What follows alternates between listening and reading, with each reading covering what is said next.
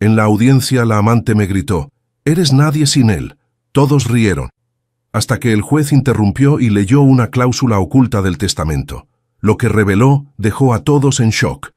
Tú crees que era su mundo, pero solo era su obligación. La voz de Camila cortó el aire del despacho como un cuchillo. Se había levantado de su asiento, con los brazos cruzados y esos ojos verdes que Eduardo tanto alababa ahora llenos de desprecio. Me dijo que eras fría, distante. Eres nadie sin él. Sofía sintió que el aire se le escapaba de los pulmones. Ahí estaba otra vez esa humillación familiar que había soportado durante años. Las risas nerviosas de algunos asistentes llenaron la oficina del licenciado Medina, y ella apretó las manos sobre su bolso negro para evitar que temblaran. «Señorita Rivas, por favor tome asiento», intervino el licenciado Medina desde detrás de su escritorio de caoba. «Estamos aquí para un asunto legal, no para...» «No». Camila giró hacia él, su vestido negro de diseñador moviéndose como si fuera una modelo. «Esta mujer necesita saber la verdad. Eduardo me amaba a mí. Yo era quien lo hacía reír, quien lo hacía sentir vivo. Ella solo era su esposa de 25 años», murmuró Sofía, sorprendiéndose de que su voz sonara tan calmada. Levantó la mirada hacia Camila por primera vez desde que había entrado a la oficina. «Y tú eras su secretaria». Las risas se intensificaron. Sofía reconoció algunas voces. Jorge Santillán, socio de Eduardo, la señora Vega, su vecina de toda la vida, incluso algunos empleados de la constructora que habían venido por los beneficios que Eduardo les había dejado. Todos habían sido testigos de la aventura de su esposo. Todos habían visto cómo él prefería llevar a Camila a las cenas de negocios mientras ella se quedaba en casa. Camila se acercó a la silla de Sofía, sus tacones repiqueteando contra el piso de mármol. «¿Sabes qué? Tienes razón, yo era su secretaria. Pero también era quien recibía sus llamadas a medianoche, quien conocía sus sueños, quien...» «Suficiente». El licenciado Medina golpeó su escritorio con la palma de la mano. «Señorita Rivas, si no puede comportarse con respeto, tendré que pedirle que se retire». Camila regresó a su asiento con una sonrisa triunfante, como si hubiera ganado una batalla. Sofía la observó acomodarse el cabello castaño y ajustar el collar de perlas que reconoció inmediatamente. Se lo había visto a Eduardo en su cajón hacía unos meses. Otro regalo para su amante. «Bien», continuó el licenciado Medina ajustándose los lentes. Como decía antes de la interrupción, Eduardo Vázquez dispuso de sus bienes de la siguiente manera. Sofía dejó que las palabras del abogado se convirtieran en un murmullo de fondo. Miró por la ventana hacia la calle Masaryk, donde la vida continuaba normal. Una semana. Solo había pasado una semana desde que Eduardo se desplomó en la oficina con un infarto. Una semana desde que su mundo se había puesto de cabeza. La casa de Polanco para su esposa Sofía Herrera de Vázquez, junto con las cuentas bancarias principales. Las palabras la trajeron de vuelta a la realidad. Camila se había enderezado en su silla, con las manos apretadas sobre sus rodillas. Para los empleados de Constructora Vázquez, un bono equivalente a 3 meses de salario. «¿Y para mí?», interrumpió Camila, su voz ahora más aguda. «Eduardo me prometió que...». El licenciado Medina levantó una mano. «Paciencia, señorita, hay más». Revisó sus papeles y carraspeó. «Sin embargo, antes de continuar, debo informarles que existe un documento adicional, un codicilo que el señor Vázquez agregó a su testamento hace 3 meses». El silencio cayó sobre la oficina como una manta pesada. Sofía sintió que su corazón se aceleraba. 3 meses. Eduardo había estado actuando extraño esos últimos meses, más callado, más pensativo. «¿Un codicilo?», preguntó Jorge Santillán desde la esquina. «Eduardo nunca me mencionó nada. El señor Vázquez me pidió expresamente mantener esto en secreto hasta el momento de la lectura», explicó el licenciado Medina, mientras rompía el sello de cera de un sobre grueso. «Permítanme leer exactamente lo que escribió». Camila se inclinó hacia adelante, sus ojos brillando con expectativa. Sofía sintió una extraña calma apoderarse de ella, como si estuviera a punto de conocer una verdad que había estado esperando sin saberlo. El licenciado Medina desplegó el documento y comenzó a leer con voz clara. Yo, Eduardo Vázquez Morales, en pleno uso de mis facultades mentales, deseo aclarar ciertos aspectos de mi testamento. Primero, deseo dejar constancia de que mi relación con Camila Rivas fue un error nacido de la vanidad y la crisis de la mediana edad. La voz del licenciado Medina resonó en la oficina completamente silenciosa. Camila se puso pálida. Sus manos se aferraron a los brazos de la silla de cuero. Esta relación no representó amor verdadero de mi parte, sino una huida cobarde de las responsabilidades que tenía hacia mi familia. Por lo tanto, revoco cualquier promesa o expectativa que haya creado en la señorita Rivas respecto a mi herencia. «Eso no puede ser cierto».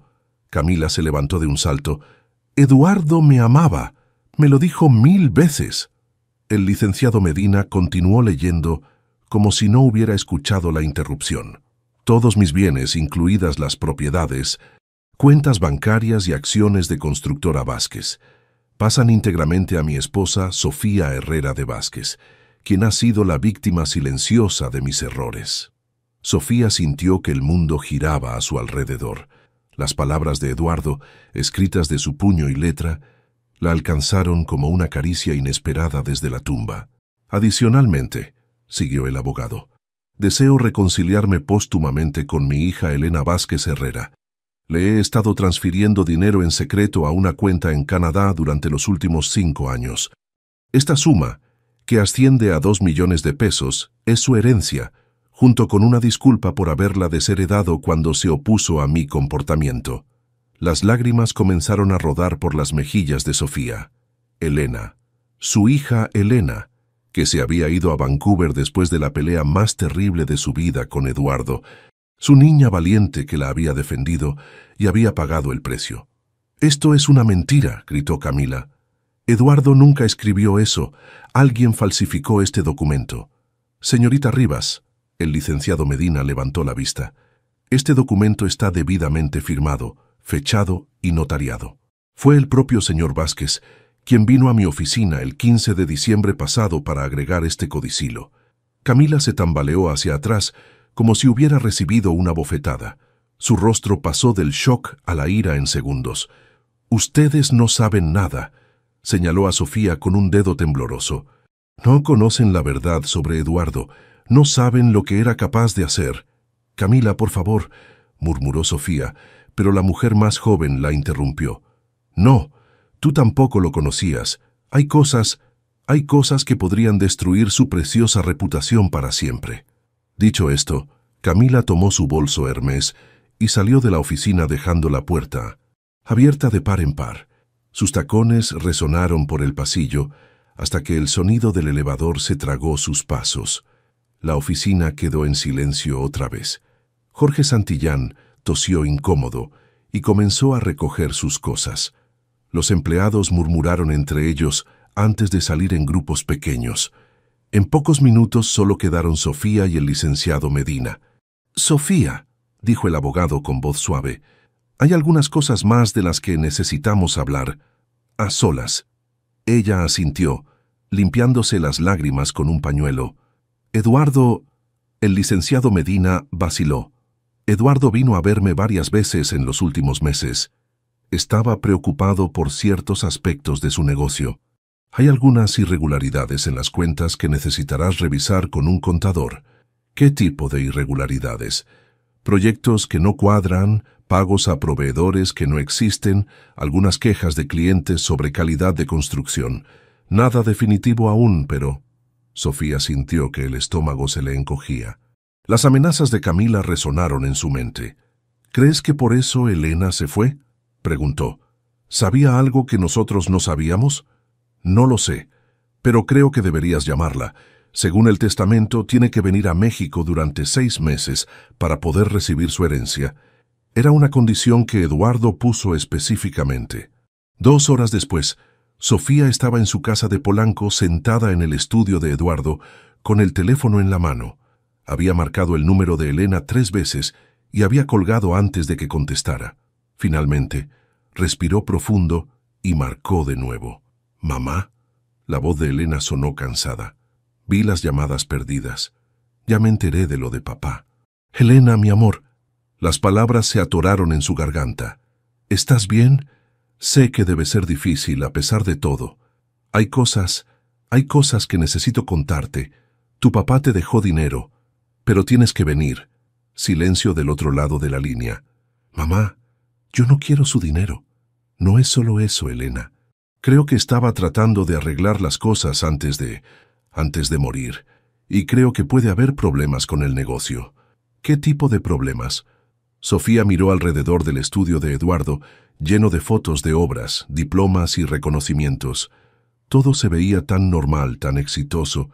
No lo sé todavía, pero te necesito aquí. Por favor, hija. Han sido 5 años. Otro silencio largo. Está bien, dijo Elena finalmente.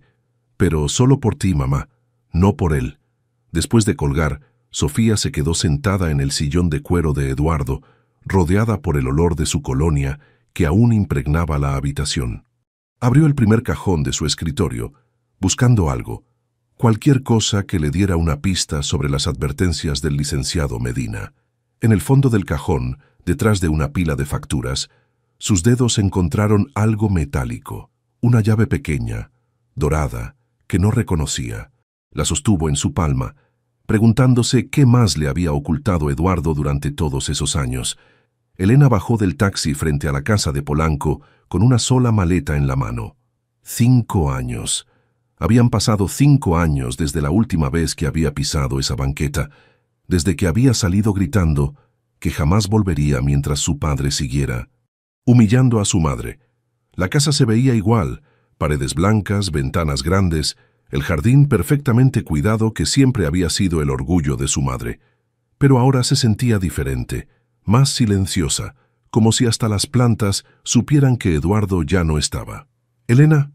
Sofía abrió la puerta antes de que tocara el timbre. Se veía más delgada, más frágil, pero sus ojos tenían algo nuevo, una determinación que Elena no recordaba haber visto antes.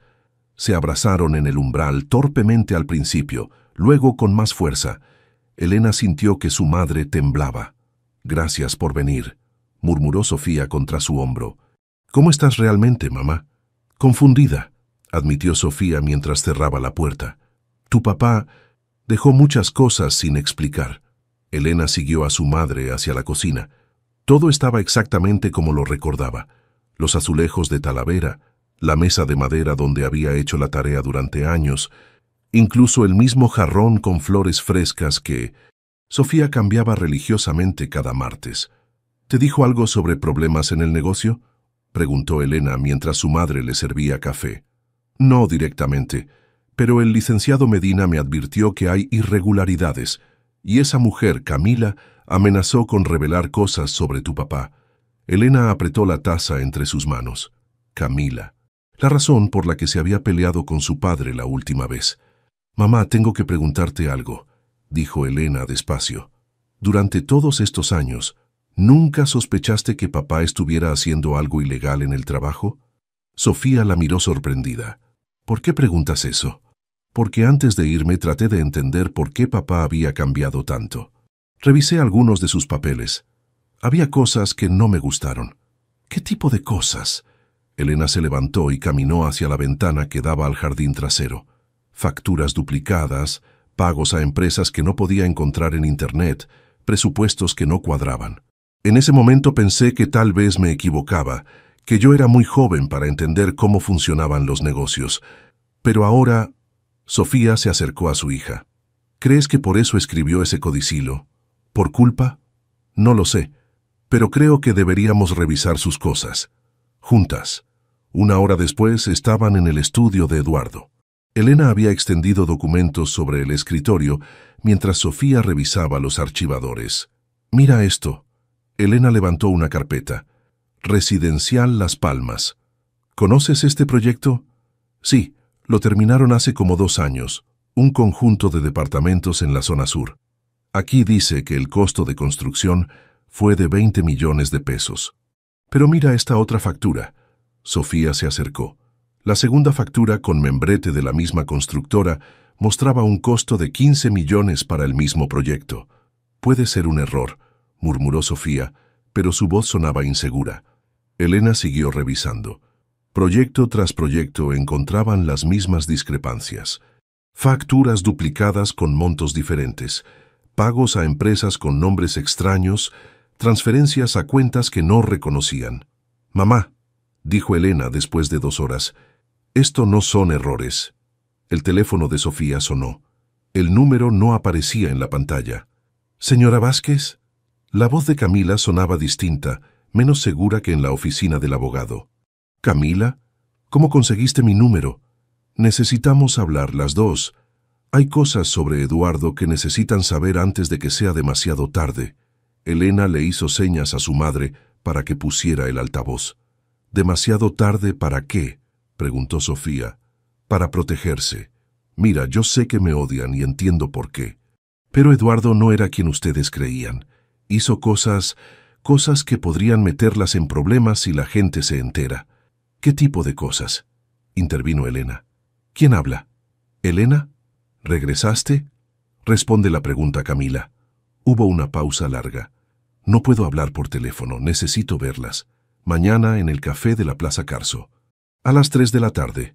¿Por qué deberíamos confiar en ti?», preguntó Elena. «Porque si no me escuchan, van a perder mucho más que dinero. Van a perder su libertad». La línea se cortó. Elena y Sofía se quedaron mirándose en silencio. «¿Crees que está mintiendo?», preguntó Sofía. Elena miró los documentos esparcidos sobre el escritorio. Números que no cuadraban, empresas fantasma, transferencias sospechosas. «No lo sé, mamá, pero creo que tenemos que escucharla». Esa noche Elena no pudo dormir. Se levantó a las 2 de la mañana y regresó al estudio de Eduardo. Encendió la lámpara del escritorio y siguió revisando documentos.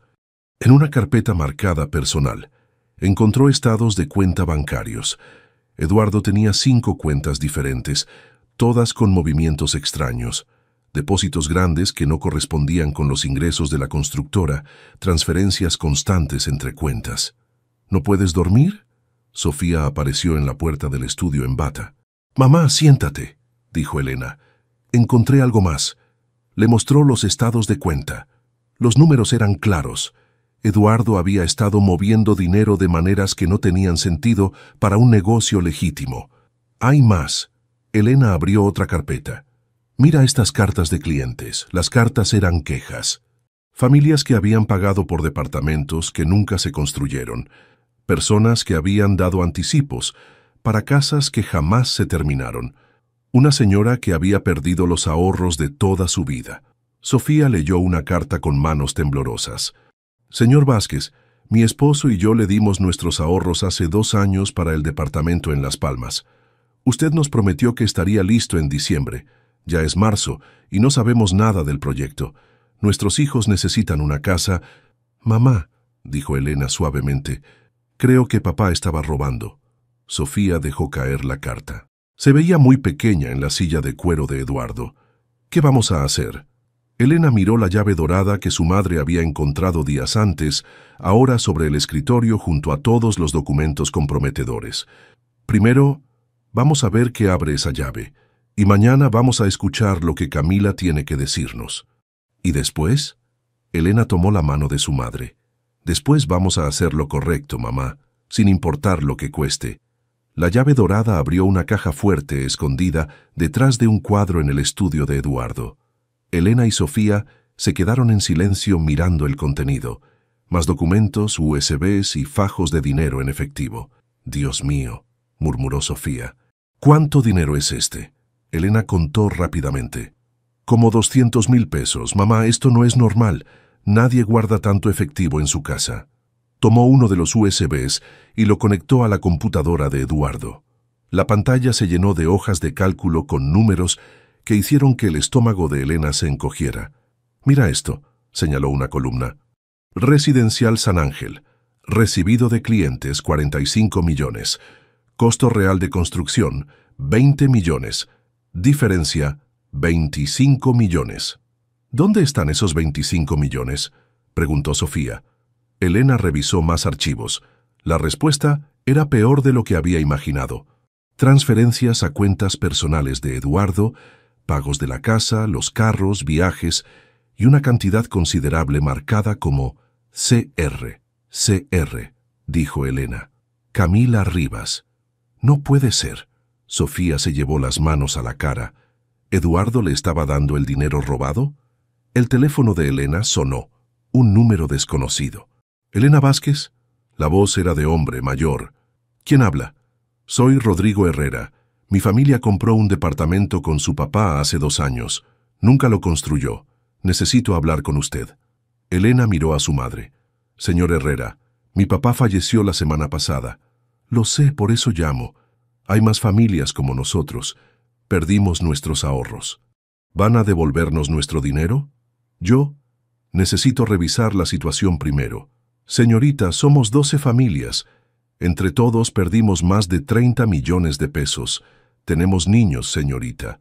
Algunos de nosotros perdimos la casa por pagar el anticipo de los departamentos que nunca llegaron. Elena cerró los ojos. La magnitud del problema se hacía más real con cada minuto. Señor Herrera, le prometo que voy a revisar todo y... No queremos promesas. Las promesas se las daba su papá. Queremos nuestro dinero. La llamada se cortó. Elena se quedó con el teléfono en la mano, sintiendo el peso de las decisiones de su padre caer sobre sus hombros. ¿Cuántas familias crees que hay?, preguntó Sofía con voz quebrada. No lo sé, pero por lo que veo aquí pueden ser muchas. A las 3 de la tarde, Elena y Sofía llegaron al café de Plaza Carso. Camila ya estaba ahí, sentada en una mesa del fondo. Se veía diferente, menos maquillaje, ropa más sencilla, nerviosa.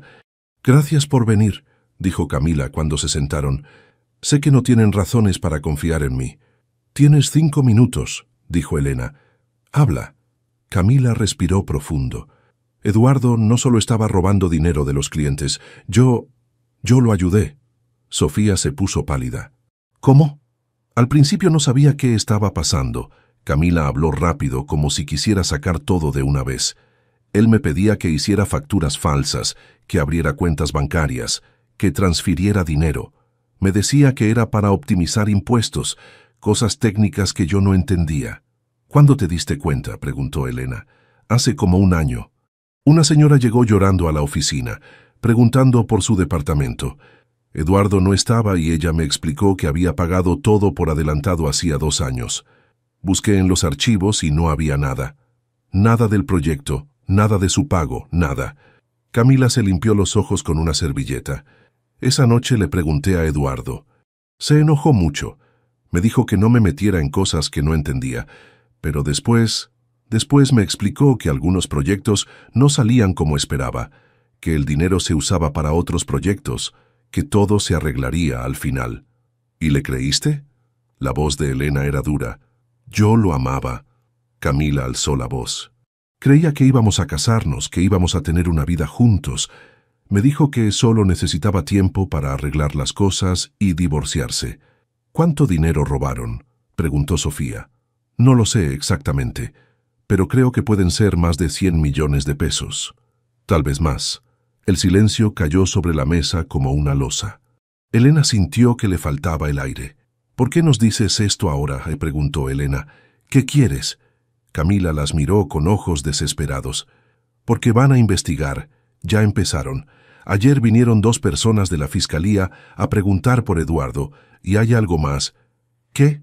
«El edificio de Las Palmas, el que sí construyeron, tiene problemas estructurales. Eduardo usó materiales baratos para ahorrar dinero.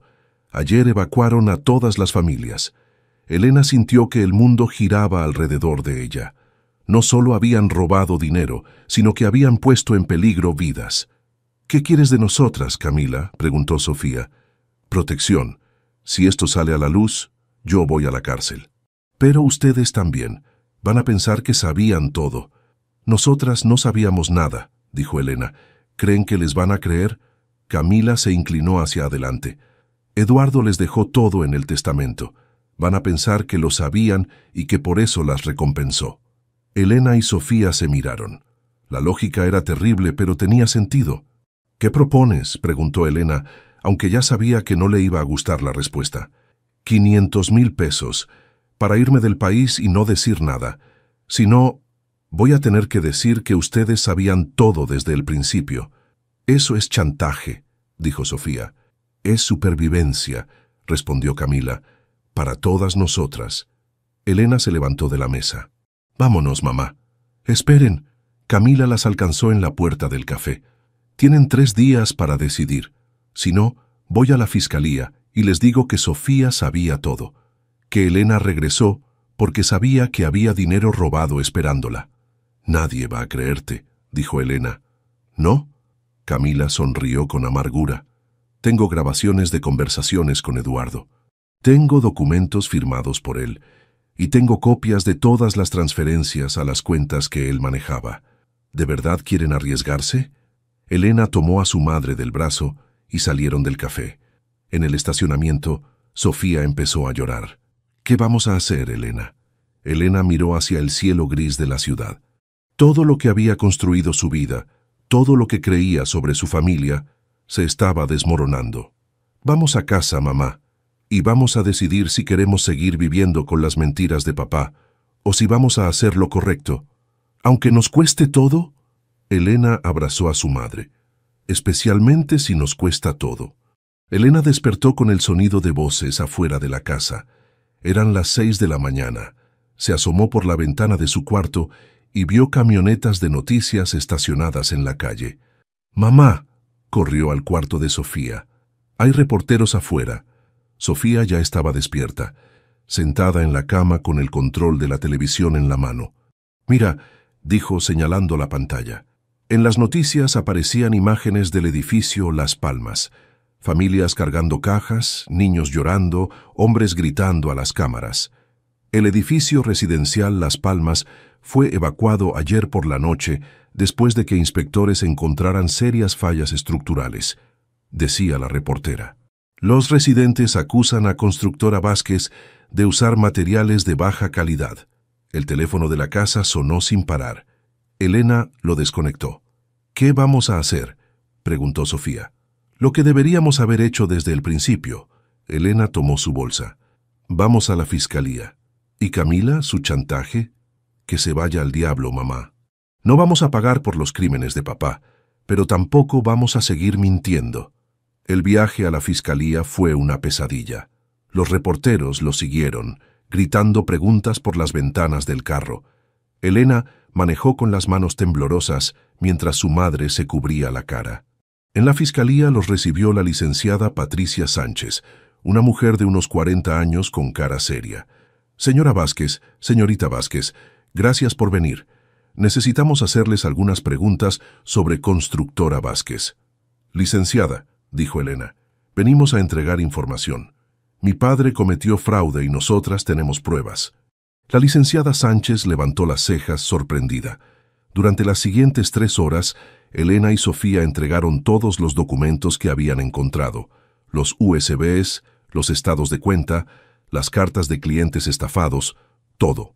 ¿Ustedes sabían algo de esto mientras el señor Vázquez estaba vivo?, preguntó la licenciada Sánchez. «Yo no», dijo Sofía. Elena sospechó algo hace años, pero era muy joven y no estaba segura. «¿Por qué deciden cooperar ahora?». Elena miró a su madre antes de responder. «Porque es lo correcto. Hay familias que perdieron sus ahorros por culpa de mi padre. Niños que se quedaron sin casa. No podemos arreglar lo que él hizo, pero podemos intentar que recuperen su dinero». La licenciada Sánchez asintió. «Apreciamos su cooperación, pero deben saber que esto va a ser complicado para ustedes. Van a perder gran parte de la herencia. Todo lo que se pueda recuperar se va a usar para compensar a las víctimas». «Lo entendemos», dijo Sofía. «Hay algo más», continuó la licenciada. «Tenemos información de que había una cómplice en estos fraudes, una empleada de la empresa».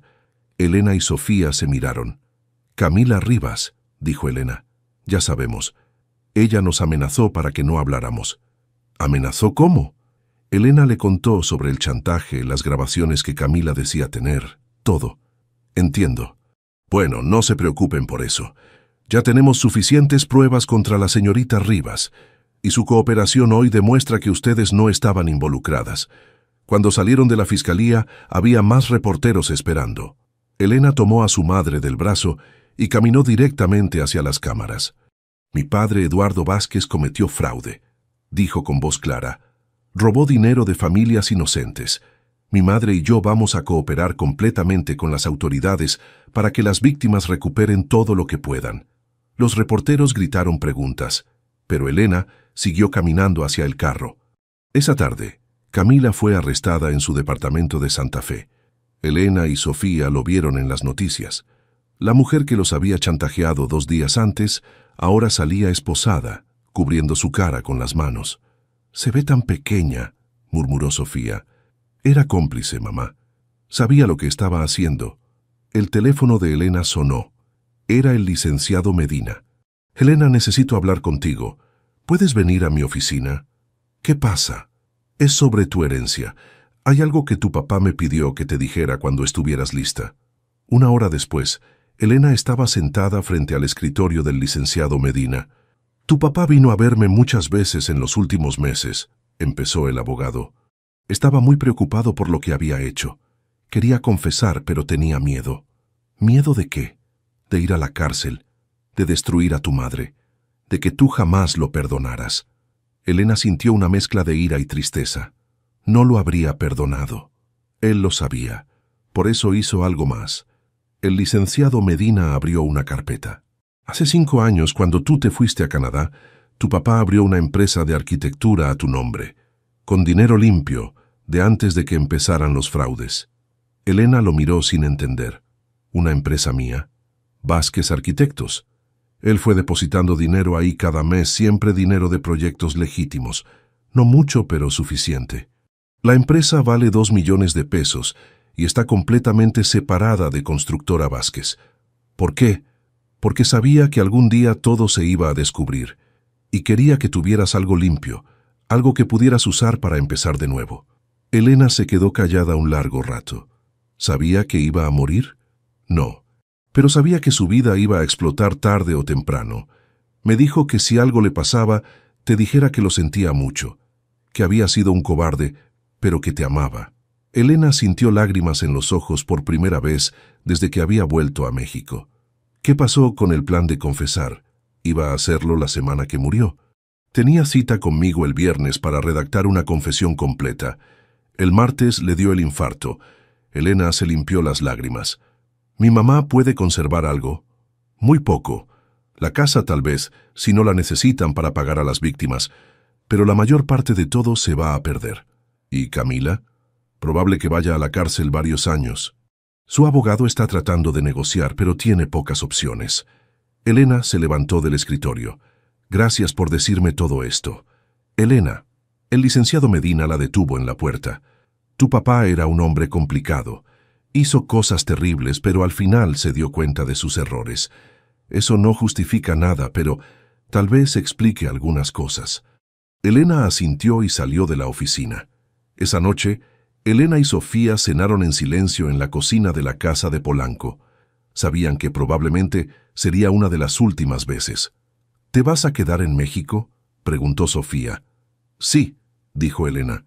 Voy a usar la herencia para empezar una empresa de arquitectura. Construcción honesta, para familias que necesitan casas de verdad. ¿Piensas perdonar a tu papá algún día? Elena miró por la ventana hacia el jardín donde había jugado de niña. No lo sé, mamá, pero voy a intentar entender por qué hizo lo que hizo, y voy a asegurarme de que nosotras nunca hagamos daño a nadie más. Sofía tomó la mano de su hija. ¿Sabes qué es lo más extraño de todo esto? ¿Qué? Por primera vez en años me siento libre. 3 años habían pasado desde la muerte de Eduardo Vázquez, desde que su mundo de mentiras se desmoronó como un castillo de naipes. Elena se ajustó el casco amarillo y caminó por el terreno donde se levantaba su proyecto más ambicioso hasta la fecha, un conjunto de casas de interés social en Ecatepec. Vázquez Arquitectos había crecido de ser una pequeña empresa que heredó de su padre a convertirse en una constructora respetada, que se especializaba en vivienda accesible y honesta. Ingeniera Elena, la llamó Roberto, su maestro de obra. La señora Martínez quiere ver cómo va quedando su casa. Elena sonrió. La señora Martínez había sido una de las víctimas de Eduardo. Había perdido los ahorros de toda su vida en el fraude de Las Palmas. Cuando Elena empezó su nueva empresa, lo primero que hizo fue buscar a todas las familias afectadas y ofrecerles casas al costo, sin ganancia. Claro, vamos a verla. La señora Martínez tenía 60 años y trabajaba limpiando oficinas para mantener a sus 3 nietos después de que su hija muriera en un accidente. Su casa estaba casi terminada. 2 recámaras, sala, cocina, un pequeño patio trasero, simple pero sólida. ¿De verdad es mía?, preguntó la señora Martínez con lágrimas en los ojos, como cada vez que venía a revisar el avance. Completamente suya, confirmó Elena. La próxima semana puede mudarse. Después de despedirse de la señora Martínez, Elena manejó hacia el centro de la ciudad para encontrarse con su madre. Sofía había perdido la casa de Polanco, como esperaban, pero había encontrado algo mejor: paz. Se encontraron en un pequeño café cerca del Zócalo, donde Sofía ahora trabajaba. Había tomado un curso de repostería y se había convertido en la encargada de pasteles del lugar. ¿Cómo va el proyecto de Ecatepec?, preguntó Sofía mientras le servía un café a su hija. Bien, la próxima semana entregamos las primeras 20 casas. Y tengo buenas noticias. Conseguí el financiamiento para el siguiente proyecto. ¿Dónde? Nezahualcóyotl. 50 casas más. Sofía sonrió con orgullo. Tu papá habría estado orgulloso. Era la primera vez en 3 años que mencionaba a Eduardo sin amargura. Elena la miró sorprendida. ¿Tú crees? Sí. Al final, él quería hacer lo correcto. Tú lo estás haciendo. Elena tomó la mano de su madre. ¿Cómo estás realmente, mamá? Mejor que en años, confesó Sofía. Extraño la comodidad económica, pero no extraño las mentiras. No extraño fingir que no sabía lo que pasaba. ¿Sabías algo? Sofía vaciló. En el fondo, sí. Siempre supe que algo no estaba bien. Pero era más fácil no preguntar, no ver. Tenía miedo de enfrentar la verdad. ¿Y ahora? Ahora duermo bien por las noches. Veo a mis clientes felices cuando prueban mis pasteles. Es una vida más pequeña, pero es real. Elena asintió. Ella también había encontrado una satisfacción que nunca había sentido en su trabajo anterior. Cada casa que construía era una pequeña reparación del daño que había causado su padre. ¿Sabes algo de Camila?, preguntó Elena. Salió de la cárcel hace 6 meses. Está trabajando en una tienda de ropa. La vi una vez en el mercado. ¿Hablaste con ella? No, pero se veía diferente, más tranquila. Supongo que todos hemos cambiado. Esa tarde Elena regresó a su pequeña oficina en la colonia Roma. Era muy diferente a las oficinas lujosas de Constructora Vázquez. No tenía muebles de diseñador ni vistas impresionantes, pero tenía algo que las oficinas de su padre nunca tuvieron: integridad. Su teléfono sonó. Era un número desconocido. ¿Arquitecta Vázquez? Soy Juan Carlos Herrera. Mi familia fue una de las afectadas por su papá. Elena reconoció el apellido. Los Herrera habían perdido 500,000 pesos en el fraude. Señor Herrera, ¿cómo puedo ayudarle? Quería agradecerle. Mi esposa y yo ya no esperábamos recuperar nada, pero el cheque que nos mandó el mes pasado nos cambió la vida. El gobierno había logrado recuperar parte del dinero robado vendiendo las propiedades de Eduardo. No era todo lo que habían perdido las víctimas, pero era algo. No me agradezca a mí, señor Herrera. Es lo mínimo que se podía hacer. No, usted no entiende. Mi hija iba a dejar la escuela porque no podíamos pagar la colegiatura. Con ese dinero puede seguir estudiando. Va a ser doctora. Elena sintió que se le llenaban los ojos de lágrimas. Me da mucho gusto, señor Herrera. ¿Sabe qué es lo más increíble? Mi hija dice que quiere ser como usted, que quiere ayudar a la gente, no lastimarla. Después de colgar, Elena se quedó un rato sentada en su escritorio. Afuera, la ciudad seguía su ritmo frenético, pero adentro, por primera vez en mucho tiempo, se sentía completa. Su teléfono vibró con un mensaje de su madre. Estoy orgullosa de ti, hija. Tu papá cometió errores terribles, pero al final nos enseñó algo importante. Nunca es demasiado tarde para hacer lo correcto. Elena sonrió y guardó el teléfono. Tenía planos que revisar, casas que construir, familias que ayudar. Tenía una vida que reconstruir, una casa a la vez. Al salir de la oficina, pasó por el periódico local. En la portada había una foto de las casas de Ecatepec con el titular: Arquitecta construye esperanza donde antes había fraude. Elena compró el periódico y caminó hacia su carro. La historia de su familia siempre sería complicada. Eduardo siempre sería recordado como el hombre que robó a familias vulnerables. Pero tal vez, con tiempo y trabajo honesto, también podría ser recordado como el hombre cuya hija decidió reparar el daño que él había causado. Era un pequeño paso hacia la redención. No era suficiente, pero era un comienzo. Y por primera vez en años, eso se sentía como esperanza.